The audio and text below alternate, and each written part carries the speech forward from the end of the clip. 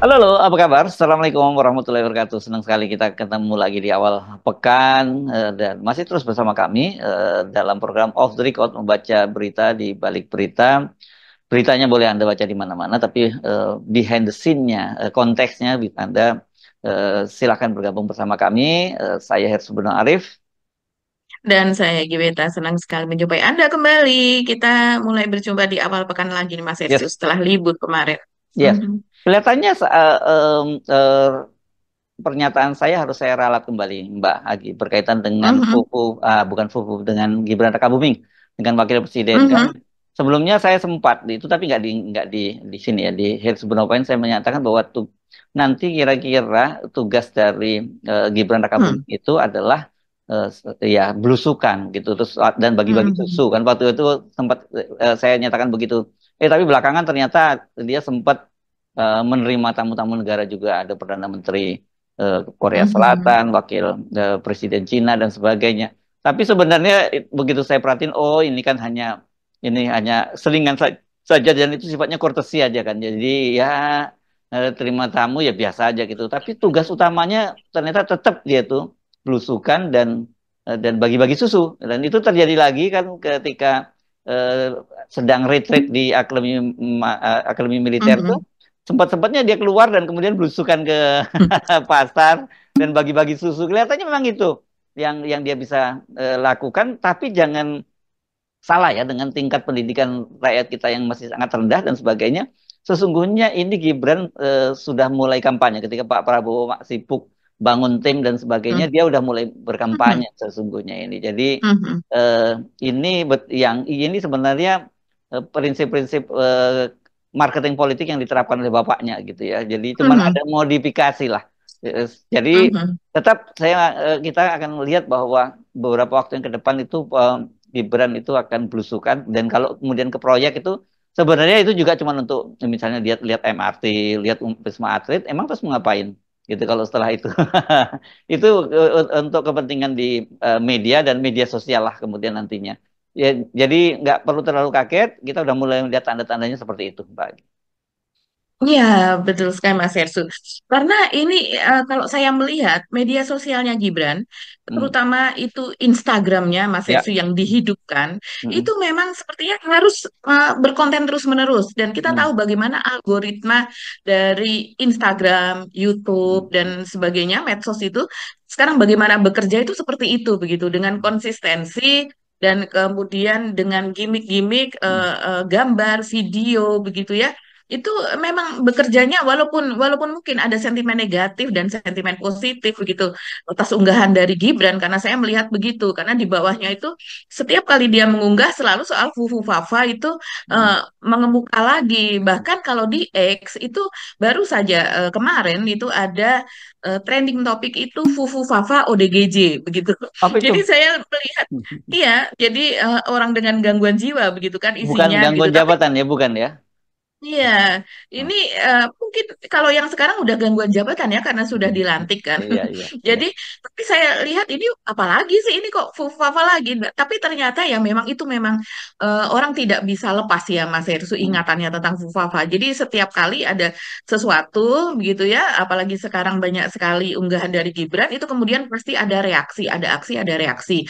Dan orang juga menanyakan kenapa Gibran hanya berani di IG gitu. Sekarang Twitternya, akun Twitternya itu idle sama sekali Mas Hirsu. Jadi Ya. berjeda tapi jedanya terlalu panjang ataukah sudah tidak akan aktif di situ? Orang bahkan juga bertanya, loh kenapa Mas Gibran kok sekarang udah nggak aktif lagi di Kaskus maupun di X begitu ya? Mm. Tapi ya seperti biasa kan tidak ada jawaban. Nah kalau saya melihat itu di Instagram itu memang postingan-postingannya itu selain seremonial ya, seremonial biasanya hanya sedikit gitu, biasanya bahkan tanpa video. Tapi kalau yang bersifat populis, bertemu masyarakat apa dan sebagainya, itu videonya lumayan panjang. Dan yang disasar saya rasa ini memang salah satunya kaum Gen Z begitu Mas Ya, Hersu. ya. Karena Mm. dari cara mengeditnya pun seperti matanya bersinar gitu ya, matanya Coba. mengeluarkan Ya, cahaya, ya, ya, ya. terus apa seperti itu kan cara-cara editing anak-anak.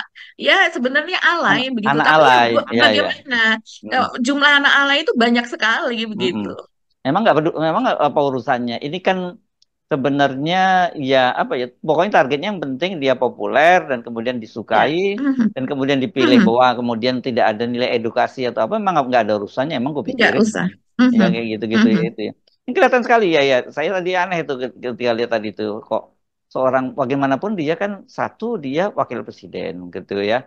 Kalau toh dia Betul. bukan wakil Mhm. presiden kan dia ini sudah bukan anak-anak lagi, usianya udah tiga puluh Mhm. tujuh tahun, tapi kenapa editingnya kayak anak alay, yang saya bayangkan yang anak-anak yang rambutnya di cat merah, kuning, biru gitu itu loh. Kalau yang editing-editing seperti yang tadi itu kan, dan itu kan tadi itu video yang diambil ketika dia ikut olahraga ya, senam pagi itu di Mhm. Akmil kan Mhm. begitu ya.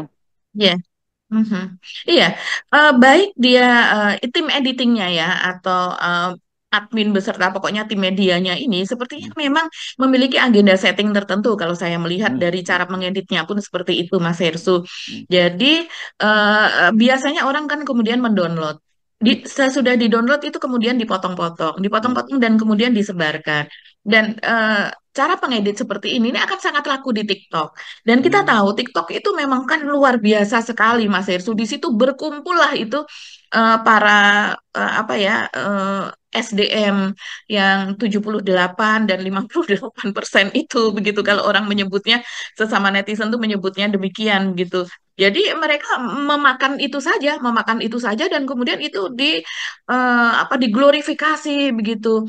Bertemu dengan ibu-ibu itu tidak hanya cara mengedit seperti itu tidak hanya terjadi ketika Gibran berolahraga misalnya ya seperti Hmm. yang dilihat Mas Hersu juga ketika dia belusuan ke pasar bertemu dengan masyarakat dari berbagai usia dari berbagai generasi begitu ya baby boomer sekalipun ibu-ibu nenek-nenek misalnya bapak-bapak yang sepuh begitu ya itu tetap diedit dengan cara demikian Mas Hersu Ya, ya, jadi ya. memang nah, Coba, jadi ya, memang coba kita untuk lihat dulu ya konsumsi yang ini ya. Ini betul. yang kemarin yang Mhm. dia melipir dari acara di Akmil ini di Magelang ini ya, Mbak ya, di Betul. pasar ini ya. Mhm. Ya. Mhm. Bisa nggak kalau habis kopi nggak usah wah.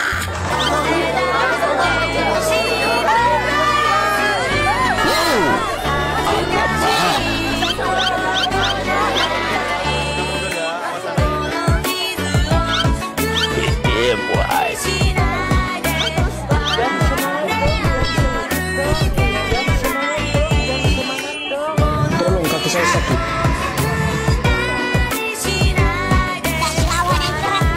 Tolong kaki saya sakit. Mana ada pintanya muncul? Hello guys, welcome to my Minecraft.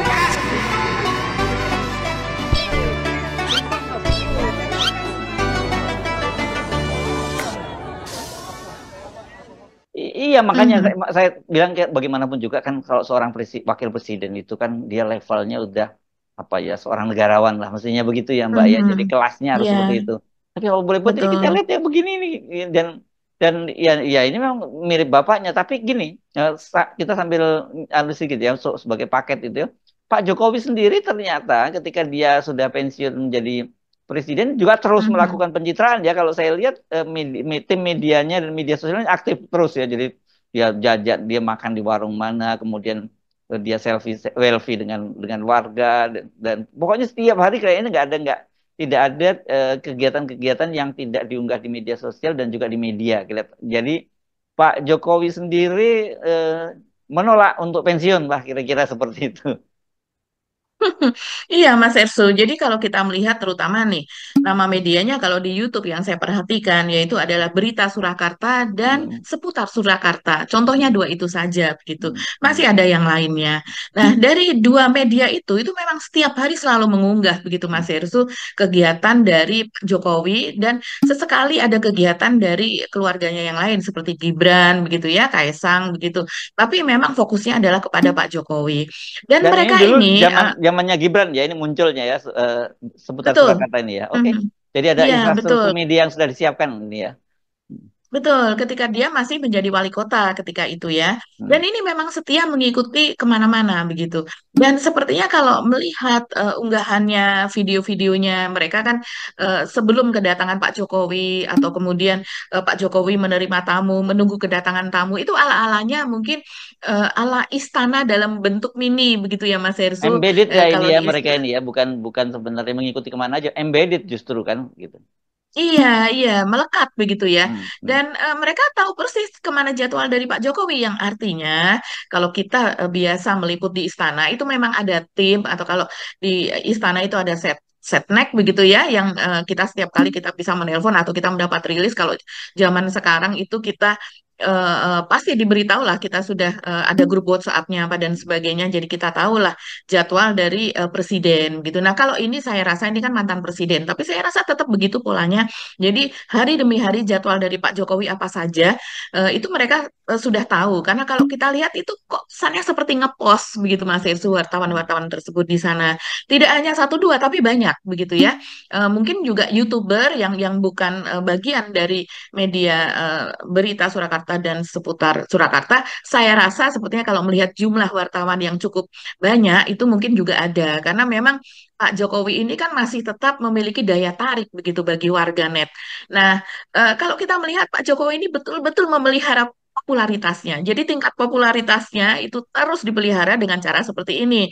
Setiap hari muncul di media dan kemudian dari media tersebut orang dapat memotret apa saja kegiatannya dan diberitakan lagi oleh media yang lain begitu beserta dengan Apa ya? narasi-narasinya. Apa Nah, Pak seperti Jokowi misalnya ini mau pindah mau maju lagi ya tahun 2029?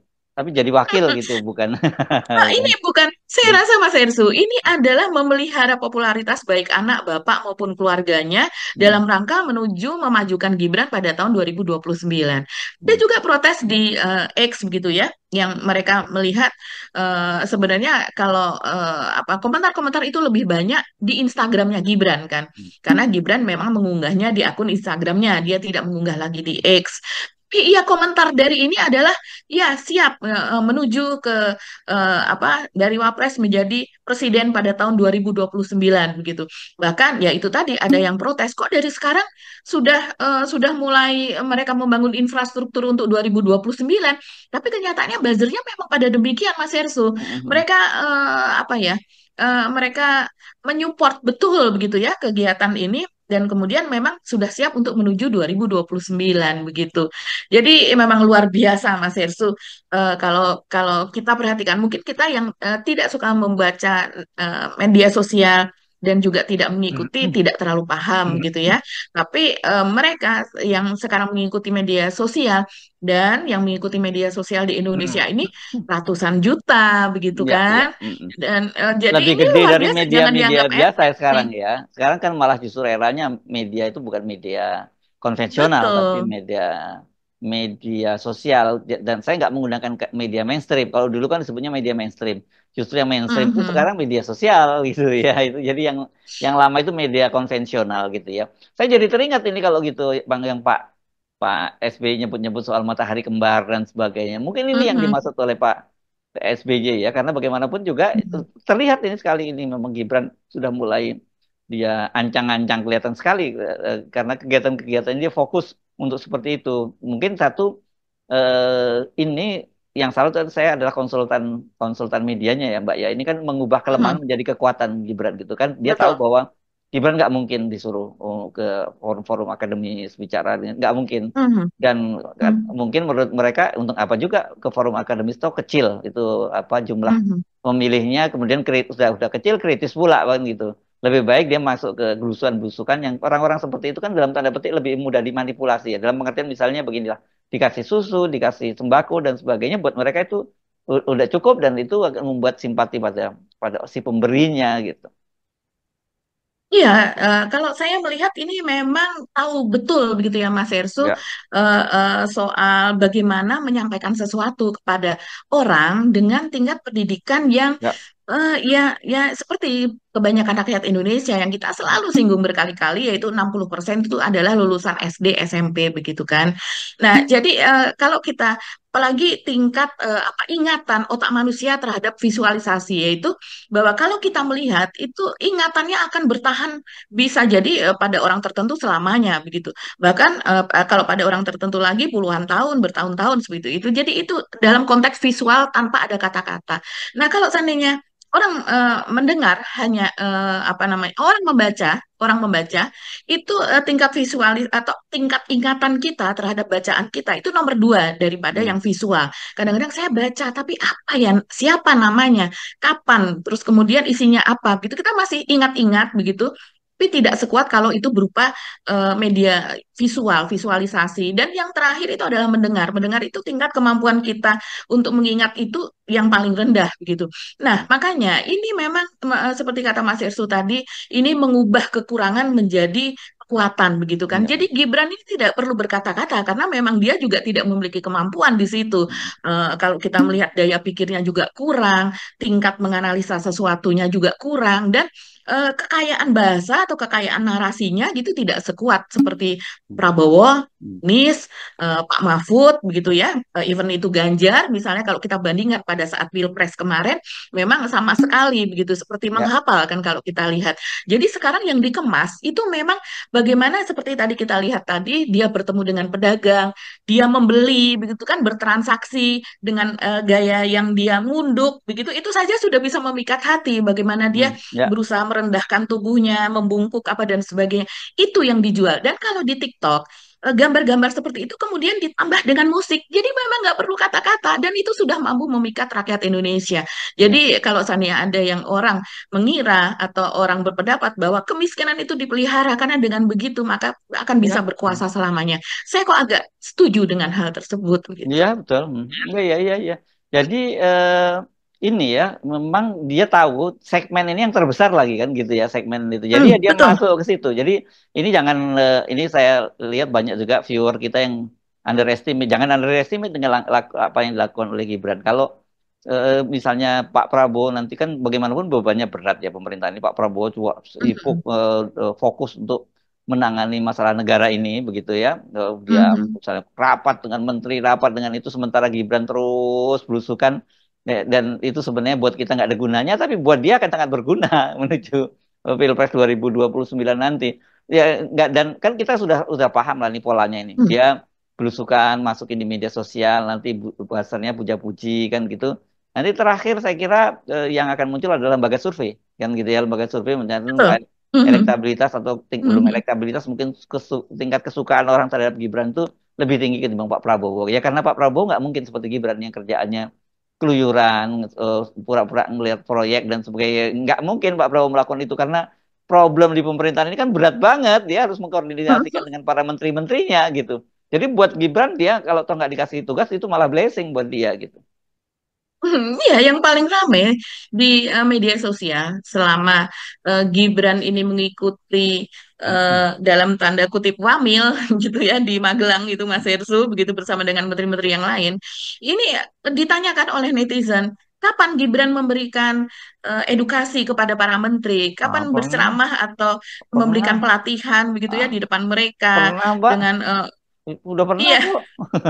Iya, tapi dengan serius, dengan ada PPT, ada narasi yang ini apa dan sebagainya, apa target dia soal pembangunan ke depan, bagaimana soal Nah, kebersamaan apa menarik dan itu. sebagainya, Ya, seperti itu.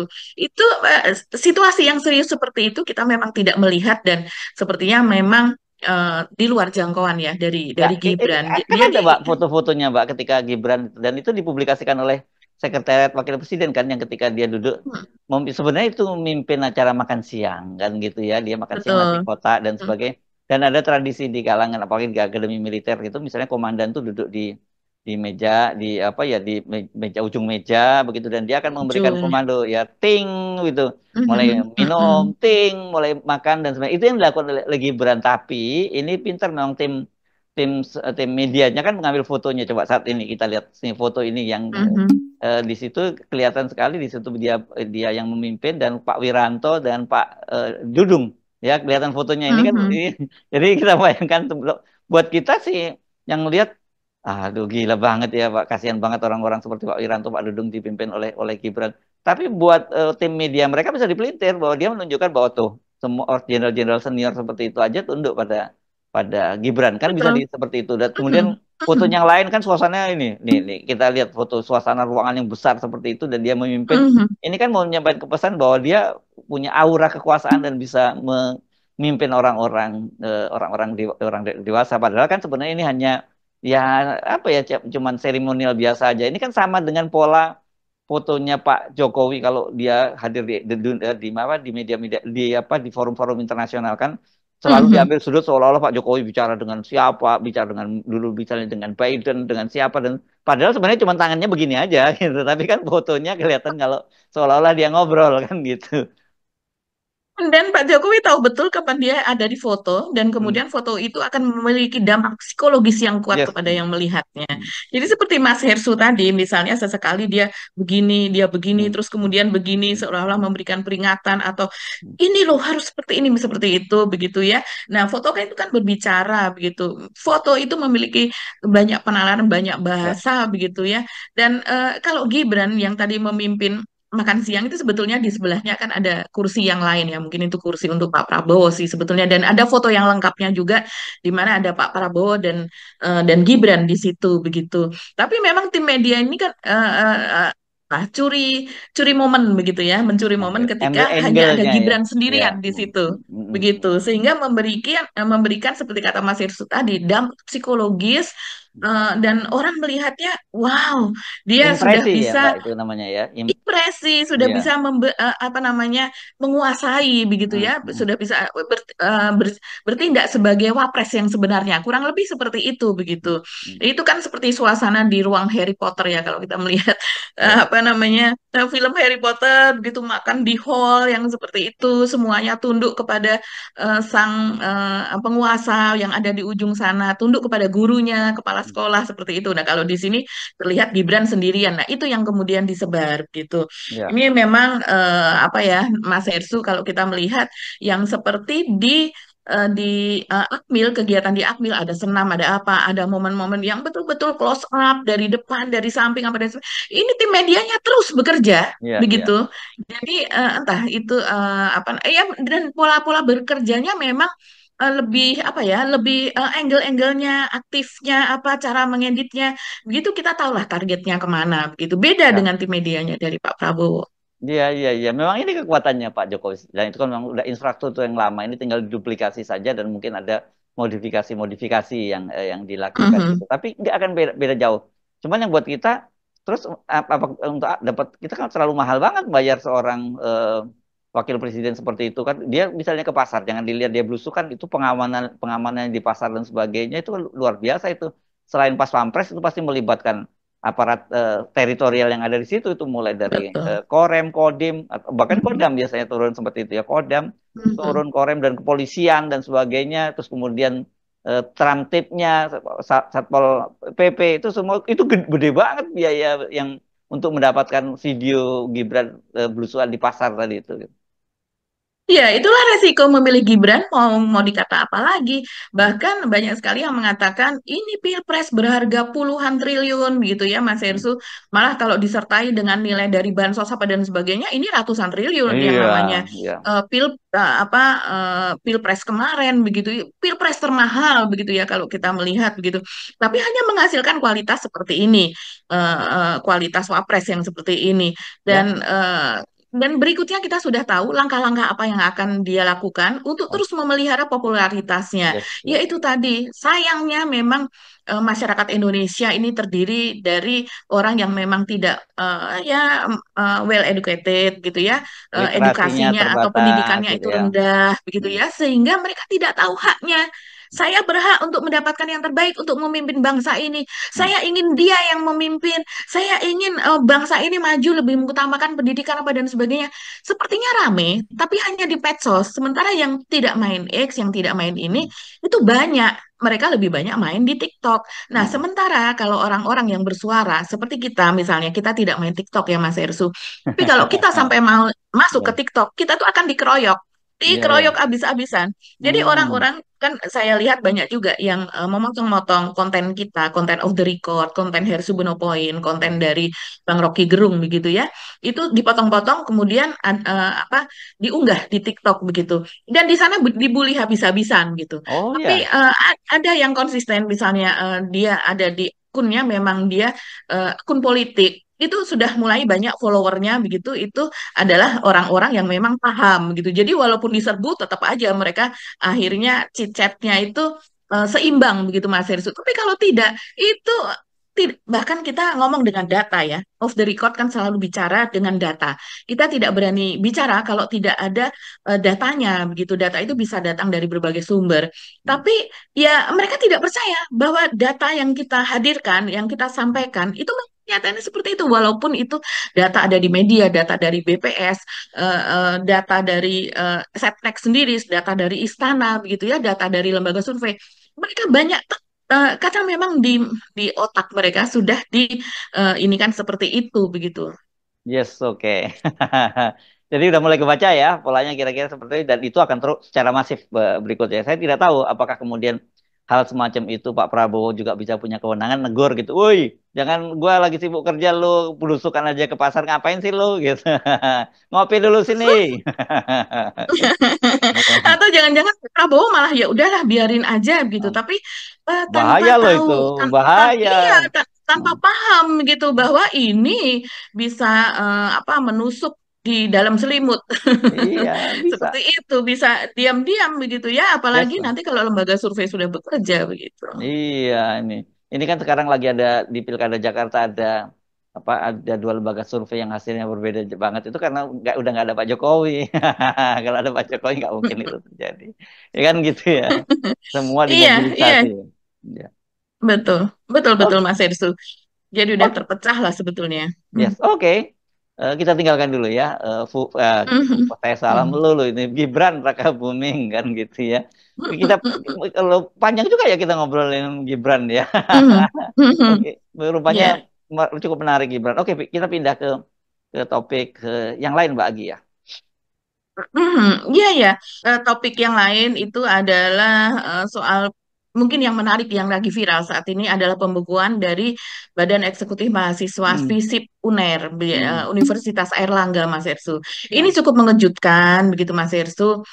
Memang gambar karangan bunga, begitu kan? Ini kan mereka membuat karangan Hmm. bunga yang bukan karangan bunga sebenarnya ya. Ini lebih kepada Grafis, poster, begitu ya, Mas grafis Ersu. ya, grafis ya. Iya, desain grafis lah begitu Hmm, ya. Dan cuman biasanya yang jadi eh, kita bisa melihatnya sebagai spanduk biasanya hmm, ya, hmm, tapi hmm. karena ini bisa dibawa-bawa bagaikan karangan bunga, orang melihatnya seperti itu begitu. Nah, ini kemudian akibat dari viralnya ini mereka kegiatan tersebut, jadi kemudian mereka itu dibekukan begitu Nah, Mas Anda Sesu. bisa lihat sendiri nih ya karangan bunganya. Mhm. Coba Anda baca sendiri deh ya, nggak kita bacain ya. Karangan bunganya itu. Jadi, Mhm. nah yang Pak Prabowo seperti itu, tulis saja di karangan bunganya. Kemudian di Gibran juga begitu. Dan di bawahnya dari Mulyono itu ya ucapannya ya. Ya, ucapannya dari Mulyono begitu ya, Nah, dan juga lalu ada foto Pak Prabowo begitu dengan keterangan hmm, Jenderal TNI Prabowo Subianto Joyo Hadikusumo selaku tim Mawar, mungkin hmm, dulu, dulu dia kan komandan dari tim Mawar, dan juga ada foto Gibran dengan keterangannya admin Fufu Fafa. hmm. Nah, dari ini apa dari kejadian ini Mas Hersu kemarin kemudian ya itu tadi kemudian rame trending topik itu Fufafa ODGJ ya akhirnya naik lagi lah itu Hmm, isu tentang Fufafa dan hmm. orang juga mempertanyakan kenapa tulisan yang semacam ini sentilan walaupun di situ misalnya ada apa namanya pemilihan diksi Jenderal Bengis begitu Mas Hersu ada diksi juga pelanggar HAM begitu ya dan kemudian soal profesor apa namanya IPK 2,3 seperti itu Ya, ya. mereka membandingkannya, kenapa ini sampai dibekukan? Mereka membandingkannya dengan narasi dari Fung Fafa begitu. Jadi yang di Oh, ya. mana Fung Ya. Fafa itu kan narasinya jauh-jauh lebih buruk begitu Iya, ya. iya. Bahkan menyebutkan nama alat vital, kemudian menyebutkan payudara dari beberapa wanita begitu. Hmm, Dan komentar-komentarnya yang menghina begitu, memfitnah dan sebagainya mereka menanyakan kemana saja ini ya. apa sivitas akademika dari UNER begitu. Iya. Eh, Ya, mungkin karena itu tidak masuk ke dalam ruang publik di dalam UNER begitu kan, ada di Iya, luar. Tapi mereka tetap mempertanyakan gitu. Tuh ini tidak menimbulkan kerusakan, ini hanya berupa tulisan. Ajak aja untuk berdiskusi, jangan memberikan final punishment dengan ya. membekukan gitu. Jadi Seharusnya ada ruang ya. diskusi di sini. Tapi kalau kita lihat ini nggak terlalu kaget ya kelihatannya. Kan kita sama-sama tahu lah siapapun yang jadi pejabat di kampus itu pasti itu adalah Mhm, kepanjangan tangan dari pemerintah pusat kan, apalagi rektor betul. begitu ya. Karena Mhm, suara yang dimiliki oleh Mendikbud ya kalau kemarin itu sampai tiga puluh mhm, lima persen ya. Jadi hampir dipastikan bahwa betul. siapapun calon rektor yang didukung oleh Mhm, Menteri Pendidikan, didukung oleh Presiden melalui Menteri Pendidikan itu dia pasti akan menang. Kalau dia kalah itu ya bisa dibatalkan yang menang itu seperti yang terjadi di UNS, ya kan? Di UNS sudah iya, perpanjangan banyak majelis wali amanahnya segala macam sampai kena itu gara-gara itu. Jadi pokoknya betul. itu tadi rumusnya harus menang gitu ya karena dan rata-rata Mhm, menang tapi kalau kalah harus yang menang itu juga harus dibatalkan. Jadi akhirnya ya terjadi bahwa banyak sekali rektor-rektor bahkan sampai dekanat itu yang jadi alat kekuasaan di UNS di UNER ini kelihatannya sangat terasa ya karena selain kasus ini kan kita ingat pada waktu itu soal dekan Fakultas Kedokteran yang di iya.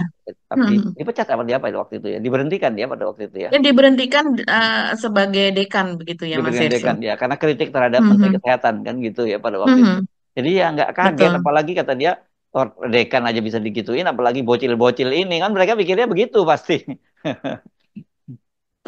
Iya, dan menariknya yang rame itu isi dari surat dari dekanat Visip UNER begitu Hmm. Mas Erso. Saya bacakan saja ya. Ini alasan mereka kenapa membekukan. Ditulis di situ menimbang penggunaan narasi dalam karangan bunga yang tidak sesuai dengan etika dan kultur akademik insan kampus. Pemasangan karangan bunga di halaman Visip UNER yang dilakukan tanpa izin dan koordinasi dengan pimpinan fakultas. Sehubungan dengan hal tersebut, Dekanat Visip UNER memutuskan untuk kepengurusan BEM Visip UNER sejak hari ini dinyatakan dibekukan dan menunggu diterbitkannya surat keputusan Dekan Visip UNER selanjutnya. Ya, jadi sangat jelas bahwa alasan dari pihak dekanat atau dari dekan adalah soal etika dan juga kultur akademik begitu. Kalau bicara soal kultur akademik itu memang setiap universitas atau perguruan tinggi memiliki kultur atau budaya masing-masing begitu ya Mas Hmm. Irsu sendiri-sendiri. Tapi saya rasa kalau soal kultur akademik ini sangat biasa ya kalau kita Oh iya, eh, apa namanya mahasiswa menyampaikan pendapat dan mahasiswa sarkas sinis misalnya atau ya memakai diksi yang seperti ini. Yang jelas jangan sampai merusak kampus, merusak bangunan, terus iya, ya kemudian misalnya maaf, misalnya mabuk di kampus apa dan hal yang ya. seperti ini semestinya malah dibuka ruang dialog Iya. yang terbuka Apalagi begitu. kan Surabaya kan katanya orangnya itu ya egaliter, Mhm. ya, Ekstrovert. lugas dan sebagainya. Saya juga heran Betul. kenapa mereka jadi sangat sensitif seperti itu dan yang berikutnya ini memang agak aneh ya Surabaya ini kalau kita lihat sejarahnya kan katanya kota pahlawan, kota pergerakan dan sebagainya. Tapi memang Mhm.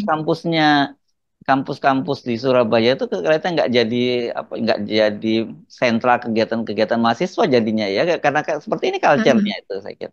Iya, tidak menjadi motor begitu Iya, ya. nggak jadi Harusnya motor. menjadi Misalnya dibandingin Jogja hmm. yang sebenarnya kulturnya lebih lembut gitu ya kan, lebih kebijakan lebih muncul dari sana kan dari Jogja ketimbang dari Surabaya itu. Ini yang sering-sering saya juga mikir apa yang terjadi pada Surabaya ini ya gitu. Iya, iya. Seharusnya bisa menjadi pusat intelektualitas itu berkembang gitu kan. Mereka menanyakan intelektual kak ngomongnya seperti itu. Yang di luar negeri itu intelektual juga ngomongnya tajam seperti itu gitu. Tidak hanya di sini Ya. begitu. Yang jelas tidak menyangkut soal fisik seseorang begitu Mm-mm. ya. Dan kemudian rasis misalnya seperti itu.